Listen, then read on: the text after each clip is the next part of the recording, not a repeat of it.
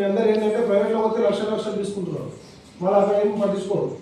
Education పిల్లలు తిరిగినా ఏ అలవాటు ఉన్నా అలవాటు ఎవరు పట్టించుకోరు. వీడియో అన్ని అబ్జర్వేషన్ చేసుకుంటారు పిల్లల్ని. చాలా ఎంతమంది చూస్తారు, ముందే ఇంట్లో కన్నా ఇంకా జాగ్రత్త చూస్తారు చూడాలి. మాలో కూడా అంతే.